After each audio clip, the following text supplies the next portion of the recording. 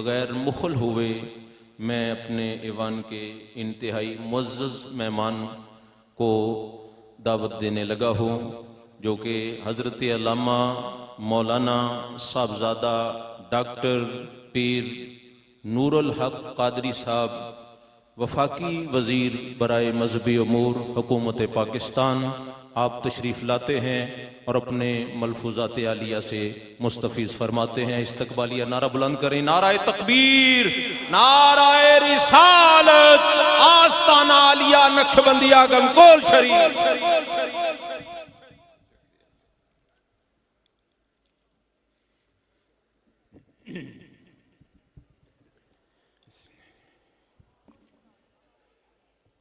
الحمد لله رب العالمين والعاقبة للمتقين والصلاة والسلام على من كان نبيا وآدم بين الماء والطين سيدنا ومولانا محمد وآله وأصحابه وأهل بيته وأزواجه وذرياته أجمعين، أما بعد فأعوذ بالله من الشيطان الرجيم، بسم الله الرحمن الرحيم، إن الله وملائكته يصلون على النبي يا أيها الذين آمنوا صلوا عليه وسلموا تسليما، اللهم صل على سيدنا ومولانا محمد عبدك ورسولك ونبيك وحبيبك الأمي وعلى آلہ وصحبہ وبارک وسلم علیہ۔ پیر صاحب حبیب اللہ شاہ صاحب اور یہاں پر تشریف فرما تمام مشائخ طریقت اور علماء شریعت، تشریف رکھنے والے دور دراز ملک کے مختلف حصوں سے، خواجہ زندہ پیر رحمت اللہ علیہ کے عقیدت مند محبین اور متوسلین سب کو السلام علیکم ورحمۃ اللہ وبرکاتہ۔ میں یہاں پہ عرس کی اس بابرکت محفل سے اپنا دامن بھرنے کے لیے حاضر ہوا ہوں، اور بزرگوں سے میں نے سنا ہے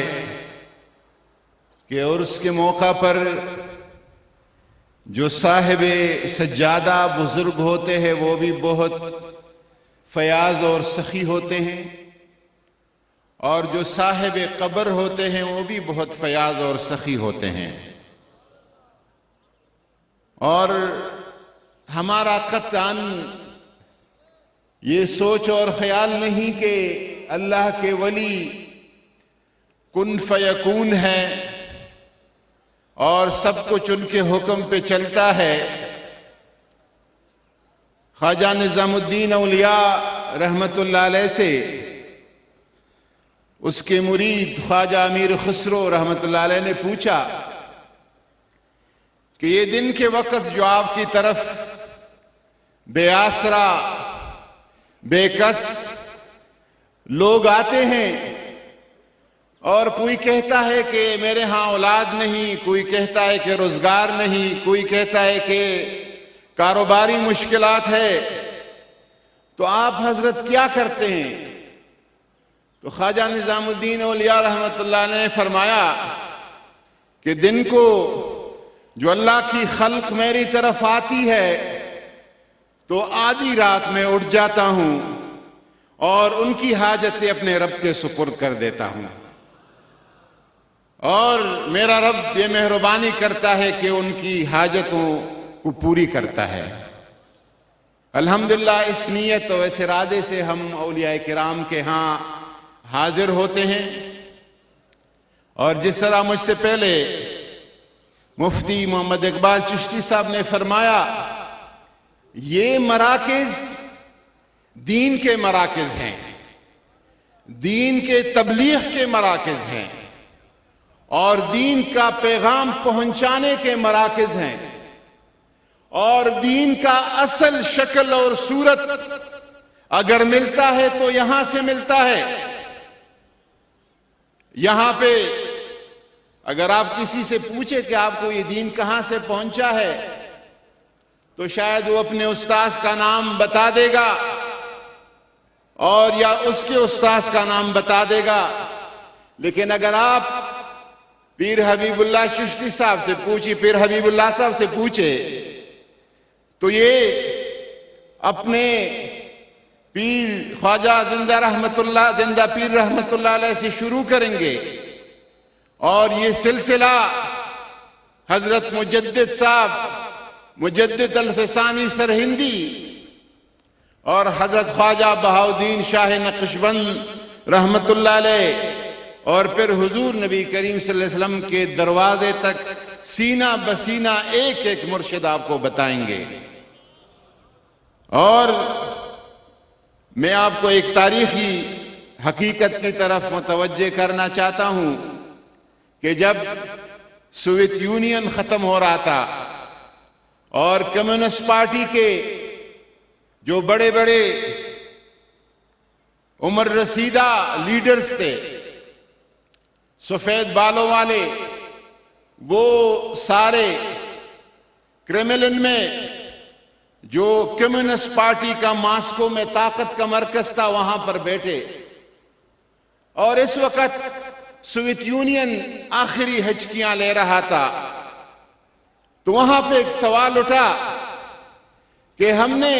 روس کے ان تمام اسلامی ریاستوں میں قرآن پاک کے چھاپنے پر پابندی لگائی، قرآن پاک کے قدیم نسخے ختم کر دیے، اذانوں اور نمازوں پہ پابندی لگائی، مساجد اور مدارس کو تالے لگائے، پھر یہ ازبکستان، تاجکستان، قازقستان، کرغیزستان،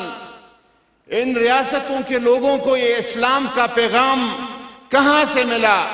مسجد بنتا، مدرسہ بنتا،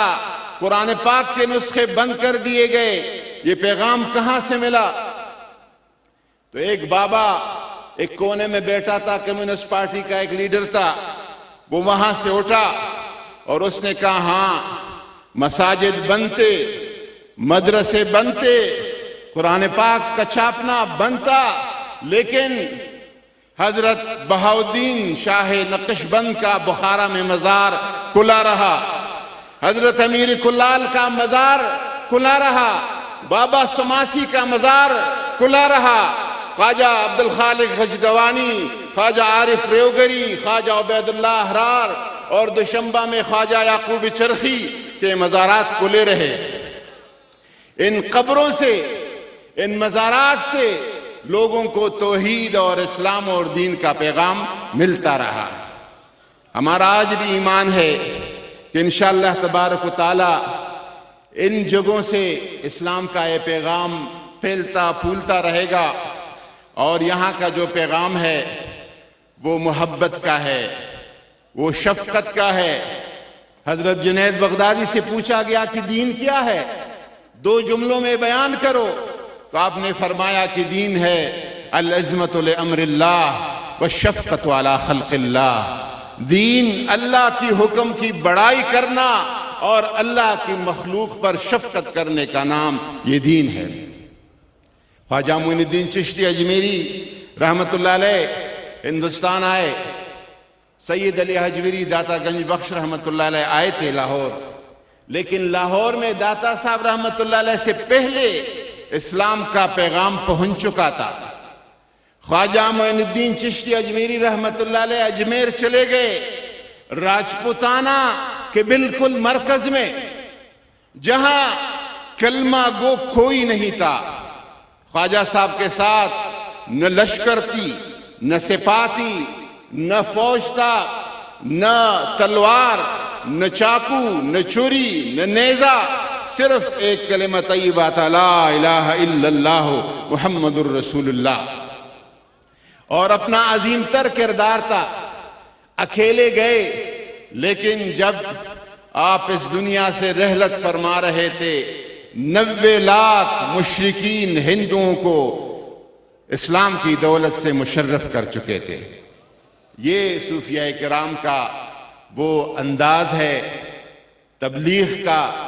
اور خیر پہنچانے کا، اس 90 لاکھ مسلمانوں کو اسلام کا، ہندوؤں کو اسلام کا پیغام پہنچانے میں نہ کسی کا گلا کٹا، نہ کسی کا کان کٹا، نہ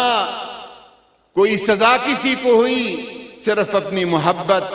اپنی شفقت اور اپنی عظیم تر کردار سے اسلام کے اس پیغام اور اس شمع کو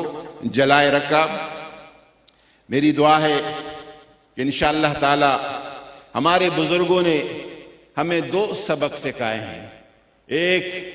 اللہ کی دین کے ساتھ وفادار رہنا، اور دوسرا اس وطن عزیز پاکستان کے ساتھ وفادار رہنا۔ اور میں اعادہ کروں گا مفتی اقبال چشتی صاحب کے ان الفاظ کا کہ پاکستان آج تک جو بچا ہے اور اس حالت اور اس کیفیت میں ہے، کب کا گزشتہ 40 سال سے اس ملک کو تباہ و برباد کرنے کے پلاننگ ہوتی رہی، اللہ تعالیٰ نے اس ملک کو بچائے رکھا ہے۔ نہ یہ ملک عراق بنا، نہ شام بنا، نہ یمن بنا، اس میں سب سے بڑا کردار پاک افواج کی قربانیوں کا کردار ہے۔ میں اگر بزرگوں کی اس مرکز پہ ان قربانیوں کا اور ان شہادتوں کا اور ان عظمتوں کا ذکر نہ کروں تو یہ پاکستان سے وفاداری نہیں ہوگی۔ اللہ تعالیٰ کے دین سے وفادار رہیے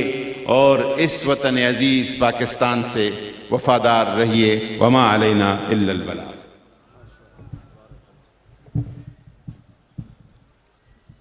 ماشاءاللہ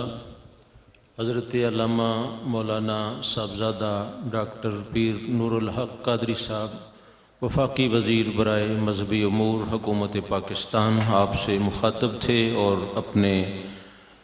پاکیزہ خیالات کا اظہار فرما رہے تھے۔